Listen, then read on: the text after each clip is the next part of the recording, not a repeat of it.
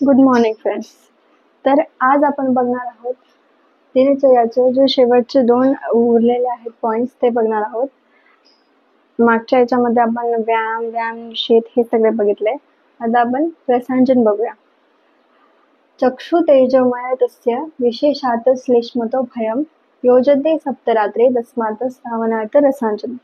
आपण first lecture मध्ये बघितलं होतं की अंजन बद्दल आपण माहिती घेतली होती आणि त्याच्यामध्ये त्याचा टाईप बघितला होता सौवीरांजन. तर यामध्ये रसांजन आता नेक्स्ट आहे, त्याचा टाईप रसांजन दिलेला आहे. आयुर्वेदाने अंजनाचे खूप टाईप सांगितले आहे. आपण पहिले सौवीरांजन बघितलं होतं, आता रसांजन बघणार. तर रसांजन हे काय असते, हे 8 दिवसातून एकदा लावायला पाहिजे. ते कफदोषाचे श्रावण करते. आणि चक्षु हा काय असतो, चक्षु मीन्स आपले जे डोळे आहे हे अग्नी महाभूत प्रधान असतात. आणि आपण पंचमहाभूत बघणार आहोत पीव्ही मध्ये. तर त्याच्यामध्ये जे आपले चक्षु इंद्रिय आहे, जे आपले डोळे आहे, त्यामध्ये अग्नी हा महाभूत त्याचे अधिक्य असतात. ते अग्नी महाभूताने बनलेले असतात. आणि म्हणजे हे रसांजन आहे हे 8 दिवसातून एकदा लावायचे, म्हणजे आठवड्यातून एकदा लावायचे असते. त्याला आपण नित्य म्हणजे रोज लावू शकत नाही. आणि काय होतं, कफदोषाचे श्रवण. कफदोषाचे श्रवण म्हणजे जे आपल्या डोळ्यांमधून जे कफ आहे, जो आपल्या शरीरामध्ये अधिक कफ झालेला आहे, तो आपल्या डोळ्यांमधून तो एक्सेस कफ बाहेर निघू शकतो. त्यामुळे रसांजन हे लावायचे असते.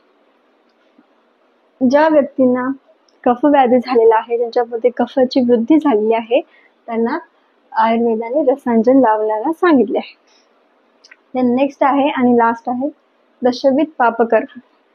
दशविध पापकर, दश मीन्स 10, पापकर्मे मीन्स जे पापकर्मे असतात, जे कर्मे केल्यावर त्याला आपण पाप केले असे म्हणतो, ते दशविध पापकर्म आयुर्वेदाने सांगितले आहे. म्हणजे काय की हे जे 10 कर्मे सांगितले आहे हे आपण आयुष्यात केले नाही पाहिजे असे आयुर्वेदाने सांगितले आहे.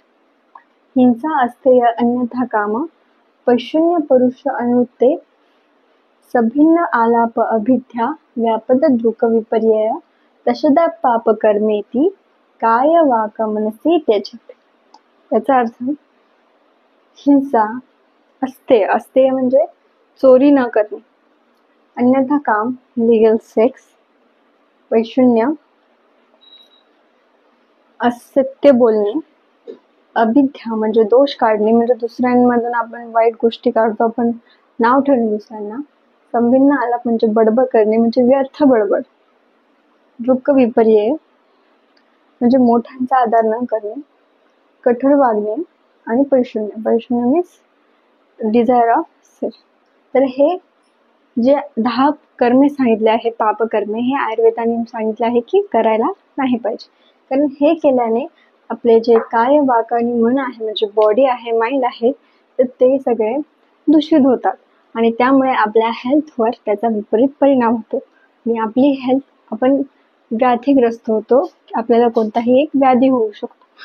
म्हणजे हिंसा करू नये, म्हणजे कोणत्याही बाबतीत किंवा कोणत्या व्यक्तीला मारहाण करू नये किंवा पशुची हिंसा करू नये. असते चोरी न करणे हे सांगितले आहे. अन्यथा काम जे इलिगल सेक्स न करणे. आणि नंतर आहे अभिद्या, दोष काढणे. दोष काढणे म्हणजे काय की सपोज आपण दुसऱ्या एक व्यक्ती आहे त्याच्याबद्दल आपण त्याचे नुसतं जे चुकीचे त्याचे जे आहेत तर ते आपण दोष काढतो. आणि जे चांगले कर्म केले आहे आपण त्याचं ते कधीही आपण त्याचा उच्चार करत नाही. त्याच्याकडून ज्या चुका घडल्या आहेत तेच आपण हायलाइट करतो. तर ते दोष काढणे. संभिन्न आलाप बडबड मीन्स अव्यर्थ बडबड, मीन्स काही कामाची नाही येते. म्हणजे आपण सपोज एका टॉपिक बद्दल बोलतोय तर त्याचा एक व्यर्थ बडबड म्हणजे टॉपिक तो कुठेही नेणे, जे व्यर्थ बडबड, त्याचा याच्याशी काही संबंध नसतो टॉपिकशी, त्याला व्यर्थ बडबड म्हणतात. दृक विपर्यय म्हणजे मोठ्यांचा आदर न करणे, म्हणजे मोठ्यांना रिस्पेक्ट देत नाही आपण, किंवा आपण मोठ्यांना उलट उत्तर देणे, त्यांना उद्धट वागणे हे येते. आणि कठोर वागणे मीन्स हार्श, मीन्स एखाद्या व्यक्तीवर सपोज बाळ जरी असेल त्याच्यावर आपण त्याला रागवणे, जास्त त्याला मारणे, तर हे सुद्धा कठोर वागण्यामध्ये येतं पेशंट. तर हे सगळे दशविध पापकर्मे आयुर्वेदाने सांगितले आहे. हे आपण केले नाही पाहिजे, हे आपण टाळले पाहिजे. कारण हे केले असता आपले जे आयुष्य आहे ते कमी देखील होऊ शकतं, त्यावर विपरीत परिणाम होऊ शकतो. आणि हे जर आपण केले नाही तर आपले आयुष्य स्वस्थ राहील, सुरळीत राहील. तर हे असे दिनचर्या आपण बघितली तर आपली दिनचर्या आयुर्वेदाप्रमाणे असेल तर आपण स्वस्थ राहू शकतो, असे आयुर्वेदाने सांगितले. थँक्यू.